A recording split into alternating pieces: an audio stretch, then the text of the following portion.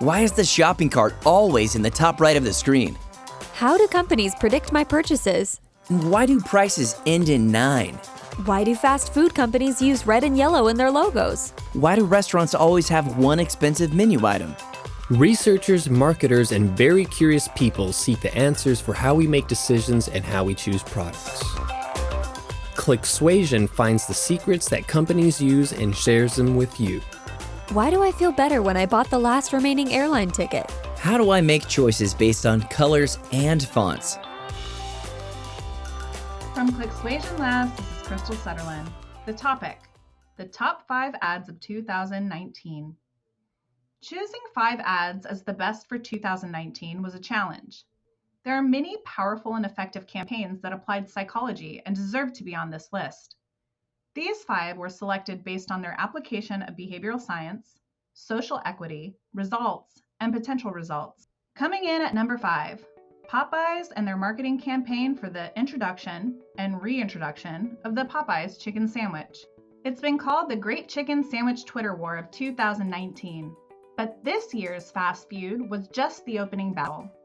Popeyes, a nearly 50-year-old fried chicken chain generally known both for its good food and spotty service, has long lagged behind global leader Kentucky Fried Chicken in terms of size, and behind Chick-fil-A in terms of customer experience. KFC boasts about 4,000 U.S. locations, while Popeyes and Chick-fil-A each have about 2,400. Brands dream of a moment like the one that came for Popeye's chicken sandwich this summer. The new product attracted buzz on social media even before it launched nationwide. And once that date happened, all need for strategic media plan went out the window when the sandwich went viral and sold out in stores.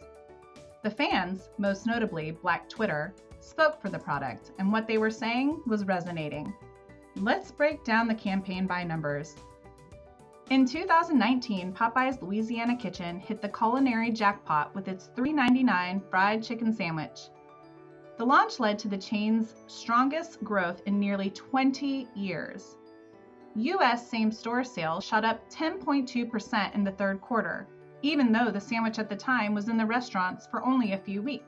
Tweets about the Popeyes brand rose to about 4,000 a day, twice the regular volume year after year in the first week after the sandwich's launch on August 12th. Between August 12th and August 31st, there was 1 tweet per second about Popeyes. Sandwich sales also accounted for about 30% of Popeyes sales in the time it was available, while store traffic doubled. As Popeyes has said to competitors Wendy's, Chick-fil-A, and KFC, y'all good? Coming in at number 4, CocaCola and their Try Not to Hear This campaign. Synesthesia is a condition in which one sense, for example hearing, is simultaneously perceived as if by one or more additional senses, such as sight. Another form of synesthesia joins objects such as letters, shapes, numbers, or people's names with a sensory perception such as smell, color, or flavor. In this case, images of Coke being opened or poured trigger the viewer to imagine the associated sounds. Keyed by the mildly swaggering tagline, "Try not to hear this."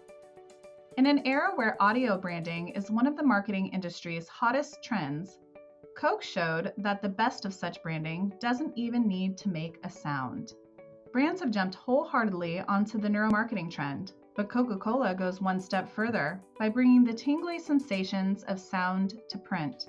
A new campaign for the European market from David Miami banks on the idea that the sight of a bubbly glass of Coke will have a synthetic effect on consumers, so that merely by looking at the ads, they'll be able to hear them.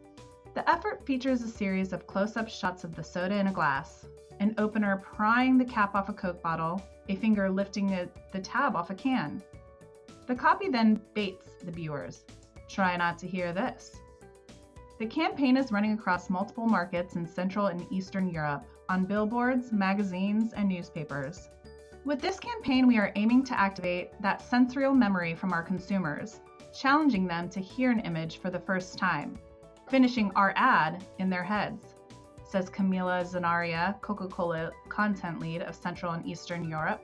By the numbers, The campaign generated a massive 86 million impressions and thousands of digital conversions across 4 European markets in its first 60 days, a 14.5% increase from the same quarter 1 year prior.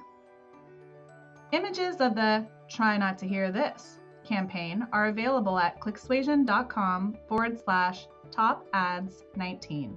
Now we're crossing into the final 3 with IKEA's Real Life Series campaign. Typically, a retailer like IKEA would use its ads to encourage you to embrace your space and make it your own. But Publicis Spain went in a decidedly different direction with its IKEA Real Life Series, which leveraged the brand's extensive catalog to recreate, in truly impressive detail, famous living rooms from iconic TV shows. Using 3D computer modeling, the agency designed IKEA-furnished homages to The Simpsons, Friends, and Stranger Things. The campaign's instant viral success reportedly generated a 50% uptick in impressions of the featured items, and the agency quickly began brainstorming how to extend the concept with more rooms and more classic TV sets. The IKEA Real Life Series boosted brand equity for the brand and drove traffic to the website, a 50% increase on the first weekend of people looking for the objects used in the iconic pop culture-based rooms. Every product pictured in the iconic rooms received an average 31.2% increase in digital impressions than the average of all concurrent IKEA marketing campaigns, and more conversions from the same time the previous year.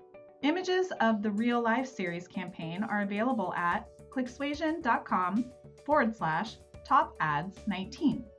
We're getting close to the end. Coming in at number 2, Peloton. You've probably seen the much maligned Peloton ad by now. But what was it about the spot which has spawned countless Peloton wife memes that made it go viral in all the wrong ways? What might it mean for the brand? And what are the lessons learned? Commercials are meant to get people talking about a company and its products. When an ad goes viral, company marketers typically jump for joy. But corporate representatives from the fitness company Peloton got quite the shock when their 2019 holiday ad went viral for all the wrong reasons. The 30-second commercial looks like a typical holiday ad in which a mom with her eyes covered gets pulled to the living room for a Christmas surprise from dad, a Peloton bike. Not everyone got the warm fuzzies from this commercial for the gift that gives back. In fact, Twitter went all abuzz with the outrage over the commercial, labeling it as sexist and body shaming.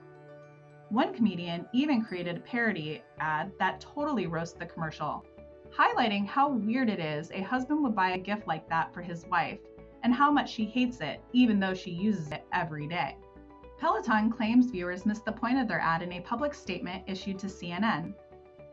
We constantly hear from our members how their lives have been meaningfully and positively impacted after purchasing or being gifted a Peloton bike or tread, often in ways that surprise them.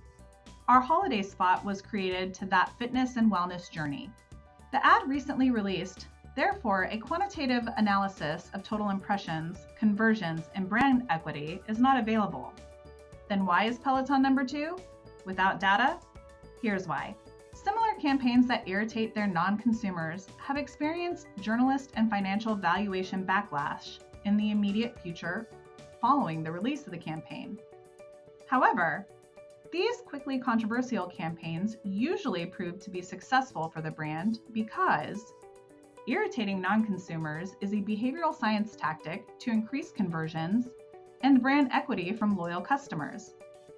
Brands that have irritated their non-customers with ads that prove to be successful over time include Nike and their partnership with Colin Kaepernick, Gillette's We Believe campaign, and 84 Lumber's 2017 illegal immigration campaign. Watch Peloton's television spot at clicksuasion.com/topads19. We've reached the end of the countdown. We're ready for Clicksuasion's #1 ad campaign of 2019. Let's recap numbers 5 through 2. Number 5, Popeyes and their marketing campaign for the introduction and reintroduction of the Popeyes chicken sandwich. Number 4, CocaCola and the Try Not to Hear This campaign. Number 3, IKEA's Real Life Series campaign. Number 2, Peloton's controversial holiday TV spot. For more insights on these campaigns, how these brands apply persuasion and influence, and how your consumers make decisions, send us your requests for advice at clicksuasion.com/request. It's time for number 1, meth. We're on it. If someone tells you they're on meth, you'd be justified in being concerned. And this week, quite a few people are concerned for South Dakota. The state's new anti-drug campaign, announced by Governor Kristi Noem, uses some eyebrow-raising double meaning with its slogan, Meth, We're on it. Created by Minneapolis agency Broadhead on a reported budget of $449,000, according to the Argus Leader, the campaign sparked a quick wave of skeptical commentary in social media.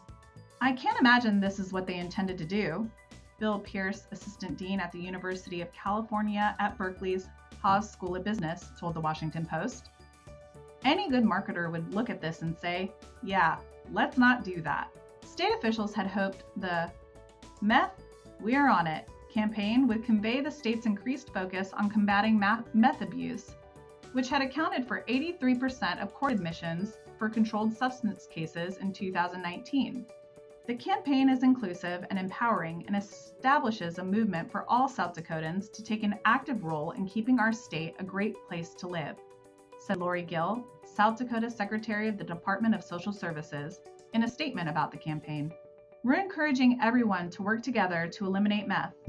The governor has so far defended the ad campaign, praising it for getting people talking about meth addiction.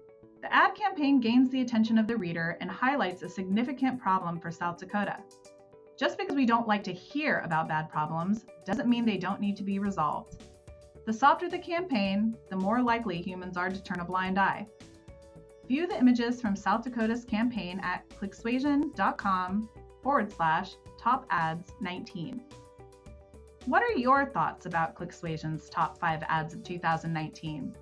Drop your comments on Apple Podcasts, Google Play, or wherever you listen to the Clicksuasion podcast. For behavioral science news, this is Crystal Sutherland, Clicksuasion Labs, Pinehurst, North Carolina. Thanks for listening to Clicksuasion. Subscribe to the podcast, read our research, and get in touch with us at clicksuasion.com. You can also find us on Twitter with the handle @Clicksuasion.